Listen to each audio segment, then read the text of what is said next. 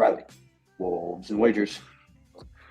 We got a little preview of Knicks coming to the Target Center. Kick us off, Ryan. Yeah, just finished a 5-game road stretch where you went 4-1, beat the Pels to end it on a high note, even though the game wasn't the greatest, which we had just talked about. But overall, I mean, exciting matchup because this is the two best defenses in the league as of now. The Knicks overtook the Wolves for the number one spot. Uh, as we're filming this, it's Saturday night. They just beat the Hornets, held it to 108 points, so I imagine they're still going to have the best defensive rating in basketball. The Wolves might slip because they did give up 120 against the Pels. I'm not entirely sure, but as of now, we're coming into tonight, the two best defenses in the league. So I'll just start with how I think the Wolves are going to try and match up with the Knicks because I didn't realize that they've been starting Dante DiVincenzo, and he's been playing pretty good hoops. So I think what the Wolves are going to do is they're going to have Mike guard Dante. Ant is going to guard RJ Barrett, even though he's a bit bigger. Ant's going to go to RJ. Jaden's going to be on Brunson. Cat and Julius will just go straight up, and then Rudy and Mitch will just go straight up. That's how I think the Wolves will guard them, but I'm not quite sure how the Knicks will guard them. What are you thinking about that starting five? Yeah, no, I totally agree with how we're probably going to line up against the Knicks and their starting five. But yeah, I mean, I'm guessing RJ is probably going to be on Ant, which I'm hoping will be the case because then that might take him out of the offensive side of things a little bit when you have to consistently guard one of the best offensive wings in the game. And I think, when it comes to Mike, I would put Brunson on him and just be like, hey, I'm going to give Brunson a little bit of a break on the defensive end and then play straight up, after that. But when you kind of look at the Knicks and the schedule, they've won 6 out of 7. The only loss being at Boston, and it wasn't really close, but still, that's one of the toughest places to play against one of the best teams in all of the NBA. So this is going to be a really interesting matchup, but I think we got to start by talking a little bit about Brunson, right? One of the best young point guards in the league. Yeah, I know you're super high on him. I am as well. I think him getting out of Dallas was probably the best thing for his career as far as just developing and that's no disrespect to Luka because like you said, one of the best in the game. He was like number one in your MVP ranking that we did a couple videos ago. But to go to New York, I think his dad coaches there, and that was a big factor in getting him there, kind of being the guy there. I know Julius has played better as of late after a horrid start to the season. I mean, one of the worst I've seen in a long time. But he's turned it up. He's shooting like 50% from the floor over his last like 6 or 7. And he's back to kind of doing like Julius Randle things that we've seen. Now he's looking like the 2-time All-Star. I think 1-time All-NBA, maybe even 2-time All-NBA player that he is. Mitchell Robinson is going to have to be kept off the glass. That's one of my big takeaways. But it really does start and end with Brunson. Can Jaden stay out of foul trouble? Because Brunson is really good at drawing fouls. And if Jaden's in foul trouble, Wolves could be in for a long night. Yeah, and I think now this is kind of another hot take. I know you just had one yourself, but these are two sneaky NBA Finals teams. So in a hypothetical matchup, I think the Wolves having Jaden McDaniels and have his ability to be on Jalen Brunson and then Anthony Edwards, you've seen at the end of games, he's going to pick up everybody and anybody, regardless of if they're winning or losing. So I think he can be on RJ. But I know you want to talk a little bit about RJ. You've been impressed with him. He's only played in 7 games, but do you want to touch a little bit on RJ as well? Yeah, I mean, his best statistical season is this year. This is year 5 for him now, I believe, because he was in the class before Ant. Yep.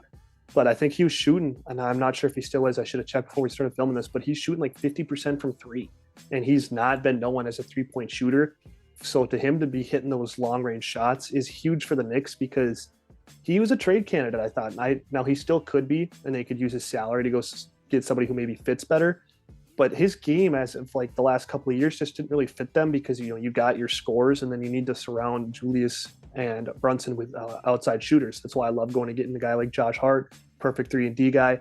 The DiVincenzo signing, I loved going and getting, a pure stretch guy. So they got a really good team, but RJ has been one of their key players this year, especially when Julius was struggling earlier. But I think it really does start and ends with Jalen Brunson, and if you're able to contain him, and that's where I think Jaden's length really comes into play because you're talking about, what is Jaden, 6'10"? I think without shoes now, he even had another growth spurt this offseason. So he's a really long, lanky guy. And Brunson is what, 6'2, 6'1"? He's not a very big guard. So if you can give him problems and disrupt him, you're going to really disrupt the flow of their offense. And then if you can finish possessions, like I said, keeping Mitchell Robinson off the glass, you'll give yourself a really good shot to win. Yeah, and then I'm just gonna dive into Julius Randle. And I'm gonna look at his last 7 games.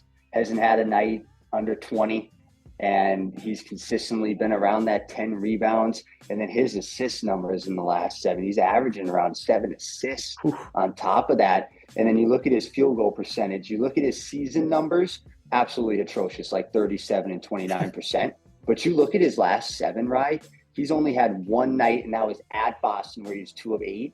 But outside of that, 8 of 16, 8 of 19, 9 of 18, 8 of 17, 12 of 24. You know, if he shoots like this against the Wolves come Monday night, I think they're going to have some big time problems, and Karl-Anthony Towns and Rudy Gobert are going to have to stay out of foul trouble. And if they do get in foul trouble, Naz Reid has to be a big part of the game. But do you want to touch a little bit on your boy Julius Randle? I mean, I think he kind of hit the nail on the head. He's got such a unique game, and it's kind of funny because he's, you know, the meme of the NBA, but he deserved those 2 all-star bids he's got. Like he really improved his game, especially over that COVID era. That's kind of when he broke out, was after that shutdown of the season. But they got to contain him as well. They'll give themselves a really good shot to win this game if they contain both Julius and Brunson. Probably not going to happen, right? You kind of almost have to pick your poison, especially when they dig in defensively like they do. They're going to just do the little things to beat you. But I think the main X factor for me is the Wolves bench. Outside of Quickly, I think they really like outshine or really can like do their damage on the Knicks backup players. I like Hartenstein. He does a lot of what Mitchell Robinson does, so it's nice to just be able to swap those 2 in and out. But Rudy should be able to handle those guys. I mean, that's what he's paid 40 plus million to do, is handle those bigger centers that Cat struggled with it when he was a full-time 5. So guys like Nas, right? You're going to have to expose them. Yeah, and I think, like I said, we line up perfectly in the starting 5, and I think we also line up perfectly on the bench. And the Timberwolves haven't been able to say that against a lot of these above-average teams and playoff contenders, in my opinion, for a very long time. And I don't think that stops against the Knicks. And I'm interested to see what the line is for this matchup. Obviously, at Target Center, the Wolves are undefeated. Last time I checked, at Target Center, Yep. They actually took advantage of some of their road woes and kind of turned the tide on that outside of Phoenix. And we don't need to touch anymore on that game. But yeah, I think the line's going to be generous towards the Timberwolves, and I think for good reason. I think they line up really, really nicely. Mitchell Robinson, we can touch a little bit on him, but he doesn't concern me at all in this matchup because Rudy Gobert, I think, is a better version of Mitchell Robinson. The $40 million version. Yeah, but I think that's all we have. If I had to take a guess, I think they'll probably start it at Wolves -2.5, and depending on where the money comes in, they'll move the line either which way.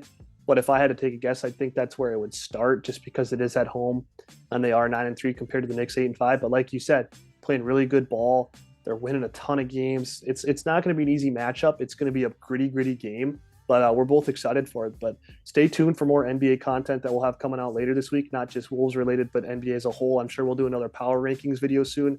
And I think we might even do like our MVP ladder for each of us, which will be fun. But we appreciate you guys as always.